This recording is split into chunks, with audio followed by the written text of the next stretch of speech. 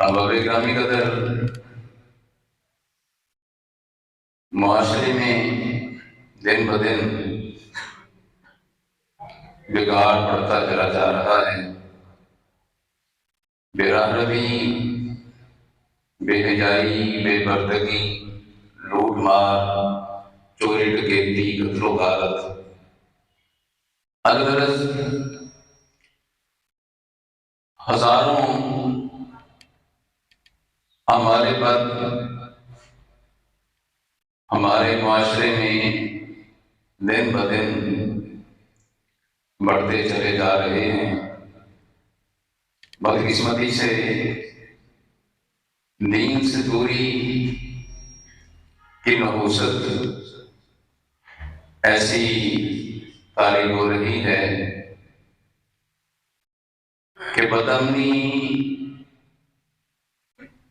بے روزگاری، دنگا فساد یہ گھر گھر میں رونا ہے۔ رسول اکرم صلی اللہ علیہ وسلم نے قیامت کی نشانیوں میں ایک نشانی چھوٹی چھوٹی باتوں پر قتل و غارت بھی بیان فرمائی ہے۔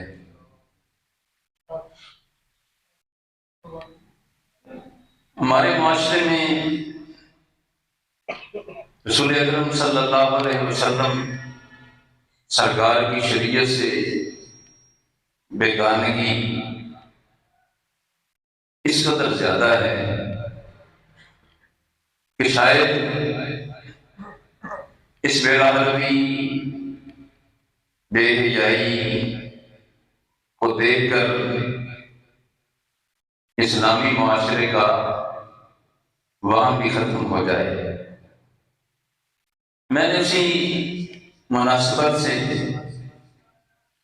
مناسب خیال کیا کہ جس طرح ہم بدعقیدگی کے طوفان بدتمیزی کی روک تھام کے لیے خدا کے فضل، اس کی توفیق سے گفتگو کرتے رہتے ہیں، اس طرح معاشرتی بگاڑ میں، اصلاح معاشرہ کے سلسلہ میں، معاشرتی بگاڑ کے رد میں، اصلاح معاشرہ کے سلسلہ میں بھی وقتاً فوقتاً مختلف عنوانات پر ہم گفتگو کر چکے۔ آج کی خطبہ جمعہ میں یہ مسلمان کا مسلم مسلمان کو قتل کرنے کے حوالے سے یہ خدا اور اس کے رسول کی بارگاہ میں کتنا بڑا جرم ہے۔ یہ قتل و غارت کا بازار گرم کر دیا جانا، پھر لوگوں کا تماشائی بننا، یہ اللہ رسول کی بارگاہ میں کتنا بڑا جرم ہے، کتنا بڑا گناہ ہے۔ خدا کے غضب، اس کے قہر کو آواز دینے کے مترادف ہے۔ ہماری گرامی قدر، دین اسلام نے محبت کا سبق دیا، محبت کا درس دیا۔ رسول اکرم صلی اللہ علیہ وسلم، اللہ کے محبوب کریم علیہ السلام نے مکہ سے مدینہ شریف جلوہ گری پر اہل مدینہ اور مہاجرین کے درمیان جو بھائی چارے کا نظام قائم فرمایا۔ رسول اکرم صلی اللہ علیہ وسلم نے ایک مہاجر کو دوسرے ایک انصار میں سے ایک انصاری کا بھائی بنا دیا۔ صحابہ کرام علیہ رضوان کی مبارک زندگیاں اس بات پر دال ہیں کہ رب کے حبیب کے حکم پر صحابہ کرام علیہ رضوان نے بھائی چارے کا کیسا ثبوت دیا۔ اپنی ہر چیز میں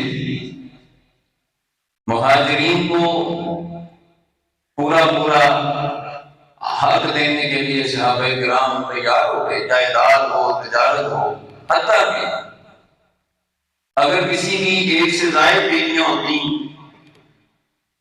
تو اس اپنے مہاجر بھائی کو اختیار دے دیتے کہ جس کو تم چاہو میں اس کو طلاق دیتا ہوں تو تم اس کی عدت کے بعد اس سے نکاح کر لیں۔ بھائی چارے کا ایسا سسٹم، ایسا نظام کائنات ارضی میں اس کی مثال نہیں مل سکتی۔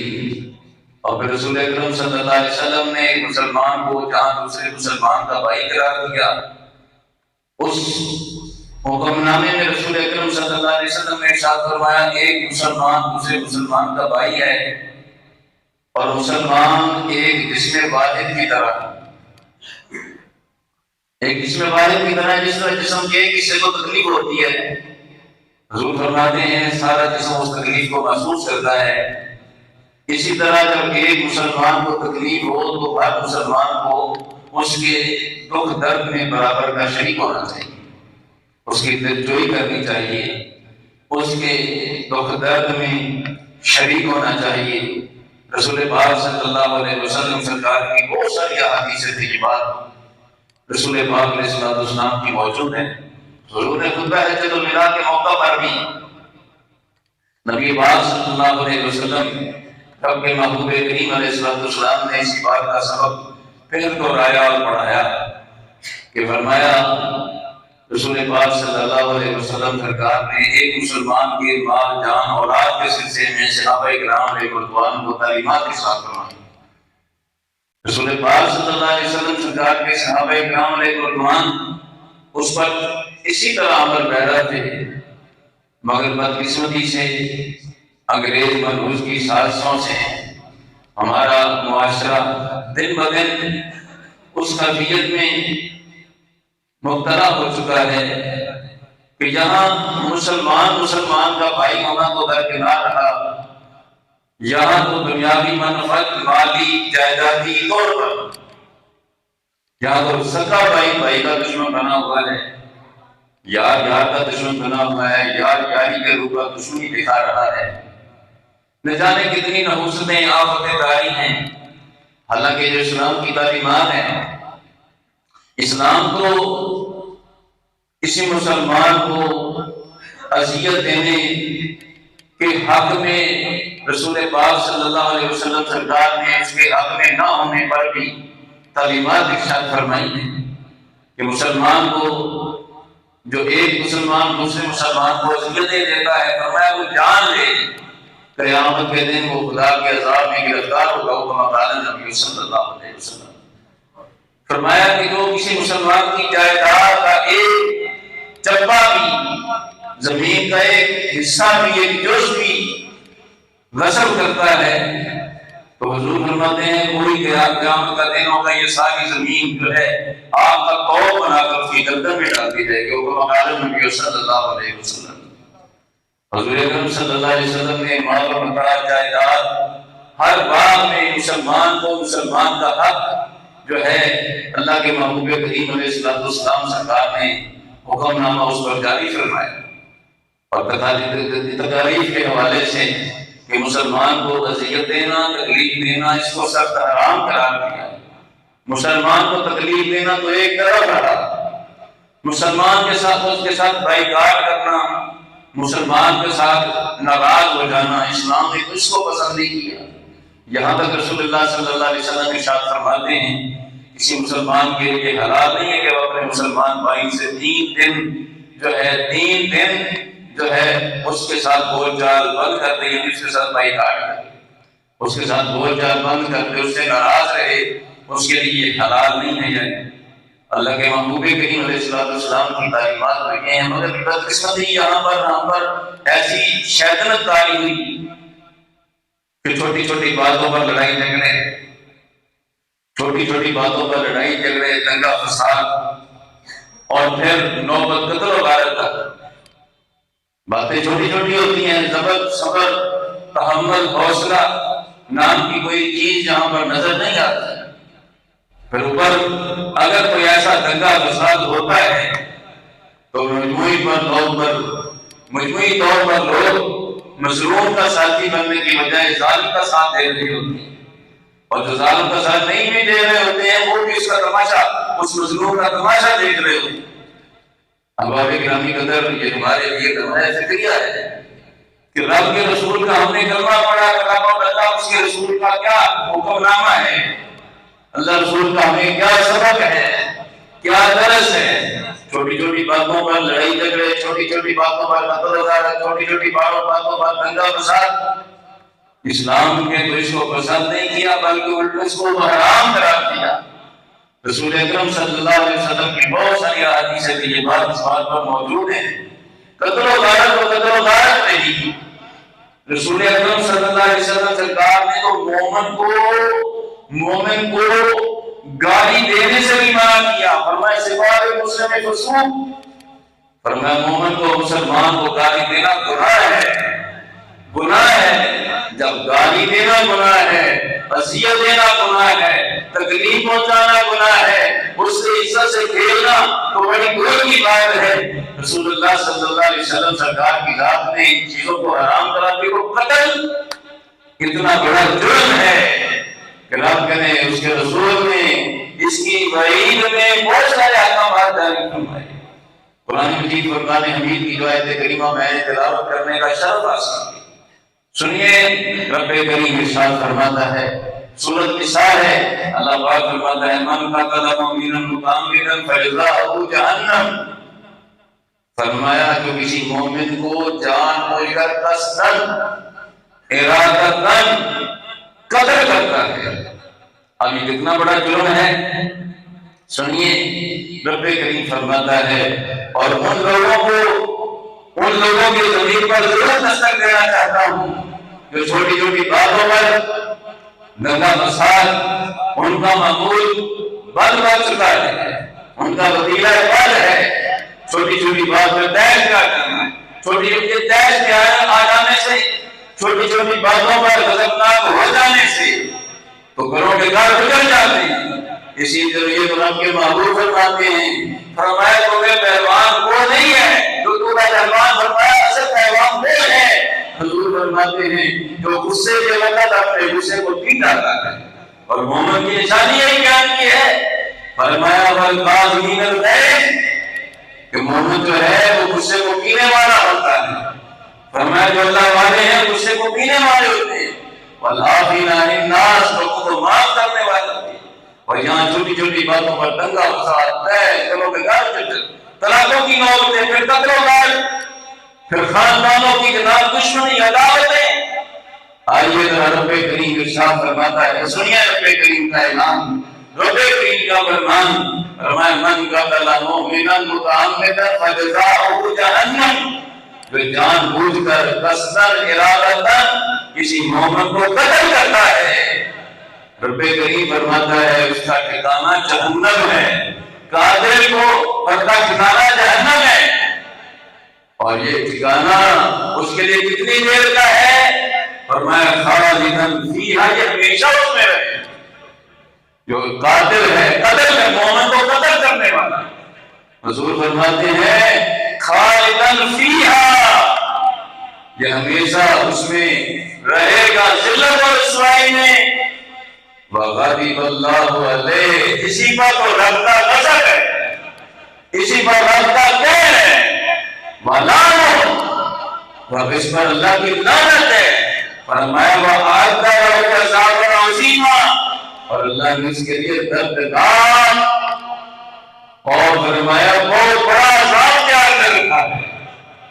قرآن پاک کی آیت کریمہ بتلا رہی ہے کہ مومن کو قتل کرنا کتنا بڑا جرم ہے، اور دوسری جگہ مومن کو قتل کرنے والے کے بارے میں رب کریم فرماتا ہے کہ وہ اپنی سزا کو دے گا، فرمایا وہ اپنی سزا کو دے گا، اور فرمایا اس کو قیامت کے دن دگنا عذاب دیا جائے گا۔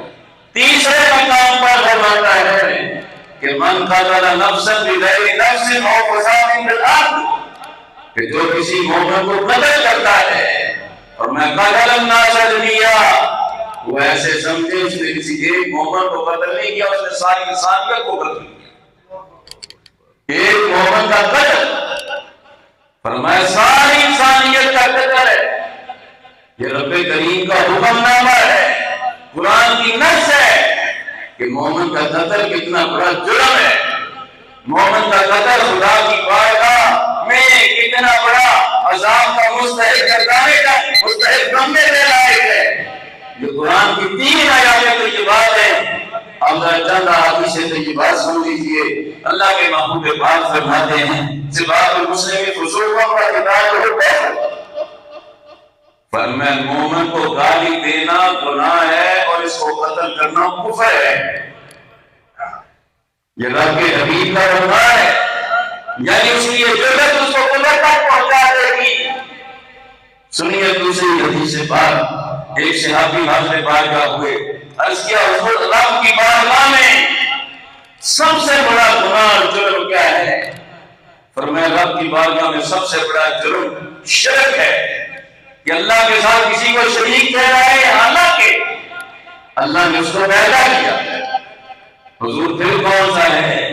حضور فرماتے ہیں سنیے، آج یہ منصوبہ بندی کے لیول پر جو خلاف شریعت خباستیں ہو رہی ہیں اور لوگوں کو بار بار دلایا جاتا ہے کہ بچے تو ہی اچھے کہاں سے کھلائیں گے، غربت کا تو پہلے روز دور ہو رہا ہے۔ رب کے حبیب پاک صلی اللہ علیہ وسلم کی بارگاہ میں عرض کیا حضور شرک کے بعد کون سا جرم سب سے بڑا ہے؟ فرمایا اپنی اولاد کو قتل کرنا کہ وہ رزق ہمارے ساتھ کھائیں، وہ کھانا ہمارے ساتھ کھائیں۔ اور قرآن نے بھی اس کی مذمت فرمائی، فرمایا وَلَا تَقْتُلُوا أَوْلَادَكُم مِّنْ خَشْيَةِ إِمْلَاقٍ، اپنی اولاد کو غربت کے ڈر سے قتل نہ کرو، نحن نرزقکم، اگر ہم تمہیں رزق دیتے ہیں وَإِيَّاهُمْ، ان کو بھی ہم رزق دینے والے ہیں۔ رزق کا ذمہ تمہارے ذمہ نہیں ہے، رزق کا ذمہ پروردگار نے اپنے ذمہ کرم پر دیا ہے۔ حضور فرماتے ہیں اولاد کو قتل کرنا، حدیث لمبی ہے، میں اپنے موضوع کے مناسبت سے یہ جملہ اس طرح کے تیسری حدیث پاک سنیے۔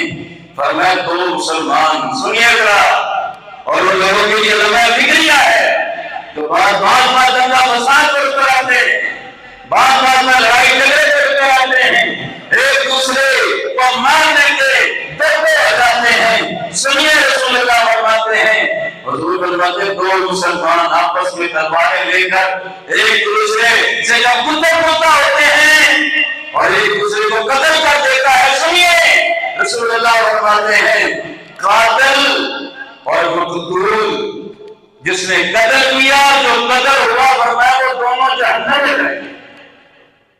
صحابہ نے اس کی حضور جو قاتل ہے وہ تو جرم کی وجہ سے جہنم میں جائے گا، جو مقتول ہے اللہ کے محبوب نے فرمایا وہ بھی تو اپنے بھائی کے قتل کر دے گا۔ اسی پر آتا ہو کر تلوار اٹھا کر اس کے مقابلے میں آیا تھا، فرمایا قاتل بھی جہنمی ہے، مقتول بھی جہنمی ہے۔ سنیے رسول اللہ صلی اللہ علیہ وسلم سرکار کی تیسری چوتھی حدیث پاک، رب کے محبوب کریم علیہ السلام حضور فرماتے ہیں قیامت کا دن ہوگا، فرمایا جو سب سے پہلا فیصلہ قیامت کے دن ہوگا نا، سوال نماز کے بارے میں ہوگا، سب سے پہلا فیصلہ حضور فرماتے ہیں خون کے بارے میں ہوگا، خون کے بارے میں ہوگا، جو خون خرابہ کیا ہے سب سے پہلے قیامت کے دن اس کا فیصلہ ہوگا۔ سنیے رسول اکرم صلی اللہ علیہ وسلم رب کے لاڈلے محبوب کریم علیہ السلام فرماتے ہیں ایک مومن کا قتل خدا کے نزدیک ساری کائنات، ساری انسانیت کے قتل سے بھی بڑا جرم ہے۔ ایک مومن کا قتل ساری کائنات میں ساری انسانیت کے قتل سے بھی بڑا جرم ہے۔ جو رسول اللہ فرماتے ہیں، حضور فرماتے ہیں کبیرہ گناہوں میں ایک گناہ ہے جان بوجھ کر کسی مومن کو قتل کر دیا۔ آج بار بدنگے فساد ہیں، بات پر جناب لڑائی جھگڑے، محبت قتل و غارت تک ہے۔ سنیے رسول اللہ فرماتے ہیں، رب کے حبیب فرماتے ہیں، حضرت سیدنا ابو درداء صدیق رضی فرماتے رسول اللہ نے فرمایا اللہ جل شانہ جس گناہ کو چاہے معاف فرما دے گا، قیامت کے دن یعنی دنیا میں مر گیا جو حضور فرماتے ہیں اللہ جس جرم کو چاہے معاف کر دے گا، پر دو جرم ایسے ان کو قیامت کے دن معافی نہیں ملے گی۔ پہلا جرم ہے شرک کرنے والا مشرک، اور دوسرا کسی مومن کو ناحق قتل کرنے والا۔ فرمایا قیامت کے دن اس کو معافی نہیں ملے گی۔ سنیے رب کے حبیب پاک فرماتے ہیں بھائی قتل تو قتل رہا، رسول اللہ فرماتے ہیں جس نے ایک کلمہ بھی، ایک جملہ بھی کسی مسلمان کے قتل کے لیے کہا، یعنی کسی بندے کو مارا، ایک جملہ بھی کہا، حضور فرماتے ہیں وہ بندہ جملہ کہنے والا قیامت کے دن رب کی بارگاہ میں اس حالت میں حاضر ہوگا کہ اس کی پیشانی پر لکھا ہوگا کہ یہ بندہ اللہ کی رحمت سے مایوس ہے۔ اللہ اکبر۔ حضرات آج ہمیں سوچنا چاہیے، ارے جملہ کہنا پڑ گیا۔ رسول اللہ فرماتے ہیں جہاں کسی بندے کو قتل کیا جا رہا تھا، مومن کو قتل کیا جا رہا تھا، فرمایا وہاں کھڑے مت ہونا اللہ کہ اس کا ساتھ کو مظلوم نہ، ورنہ وہاں پر کھڑے ہونے والوں پر خدا کی لعنت برسے۔ خدا کی لعنت ہے، قتل نہیں کیا، تماشائی بنے، اس تماشائی پر بھی رب کی لعنت ہے۔ یہ رسول اللہ کا ارشاد ہے۔ حضرات گرامی قدر سنیے، عبداللہ ابن عمر اس حدیث کے راوی ہیں، فرمایا رسول اللہ نے فرمایا جس نے کسی مومن کو ناحق قتل کیا وہ یوں سمجھے اس نے اللہ کا انکار کیا، کفر کیا۔ مطلب کیا ہے؟ اس کی جرات اس کو کفر تک پہنچا دے گی۔ کسی مومن کا قتل کتنا بڑا جرم ہے، کتنا بڑا جرم ہے۔ رسول اللہ فرماتے ہیں، فرمایا قتل تو قتل رہا، جس نے کسی مومن کو زخم لگایا، قیامت کے دن کے زخم لگانے والا رب کی بارگاہ میں اس حالت میں حاضر ہوگا کہ اللہ اس پر غضبناک ہوگا۔ حضرات گرامی قدر آج ہمارے معاشرتی بگاڑ میں ہم کس قدر ملوث ہو چکے ہیں۔ ہمارے نوجوان، ہمارے بچے ان خرابیوں میں مبتلا ہو چکے، بے دہائی ڈکیتیاں، چوریاں، زناداریاں، بدکاریاں، بےحیائیاں، نہ جانے کیا کچھ خدا اور اس کے رسول کی شریعت سے، دین سے بغاوت ہے۔ اسلام نے تو محبت کا سبق دیا تھا کہ جو مومن ہے سید عقیدہ، فرمایا اس کا مال، اس کی عزت، اس کی جان تم پر حرام ہے، لیکن اس حرمت والی ہے، عزت والی ہے۔ اور آج قتل و غارت کی یہ وارداتیں ہمیں اپنے زمین کو ضرور دیکھنا چاہیے کہ ہم کس موڑ پر کھڑے ہیں، کیا کر رہے ہیں۔ آخر مرنا ہے، آج اس کو قتل کر دیا تو کیا ہم نے نہیں مرنا؟ کیا ہم نے خدا کی بارگاہ میں پیش نہیں ہونا؟ ہر موت میں، ہر نفس نے موت کا ذائقہ چکھنا ہے، تو پھر رب کی بارگاہ میں کیا جواب دینا ہے؟ یہ بھی سمجھ لو جب سارے معاشر وہ پوچھے گا خدا کے سامنے کیا جواب جرم دو گے تم خدا کے سامنے؟ رب نے اس کے رسول نے یہ احکامات ارشاد فرمائے ہیں۔ مسلمان کو قتل تو بڑی دور کی بات ہے، اس کو اذیت دینا، گالی دینے کو بھی حرام قرار دیا۔ رب کے حبیب پاک صلی اللہ علیہ وسلم سرکار کی ذات بالا سے بات ہوئی، وہاں جہاں ظلم ہو رہا ہے، اگر خدا بدل نہیں کر رہا یا نہیں کر سکتا، وہاں کھڑے ہونے سے بھی منع کر دیا۔ ظلم تو ظلم رہا، قتل تو قتل رہا۔ آج ہمیں اپنے مال پر غور و فکر کرنا چاہیے، ہمیں اپنی اولادوں کی تربیت کرنی چاہیے۔ بات پر پیش میں آ جانا، دنگے فساد، لڑائی جھگڑے، یہ رب اور اس کے رسول کے احکامات سے بغاوت ہے، اور قتل و غارت جو رب کی بارگاہ میں اتنا بڑا جرم ہے۔ یہ فرمایا جو قتل کرنے والا ہے، فرمایا رب کریم جل شانہ وہ جہنم میں جائے گا، ہمیشہ رہے گا، اس پر رب کی لعنتیں ہیں، اس پر رب کا غضب ہے۔ اس کے لیے ڈاٹا آزاد ہے، دردناک عذاب ہے۔ یہ قرآن میں اللہ کے فیصلے ہیں، رسول اللہ کے ارشادات ذیشان ہے۔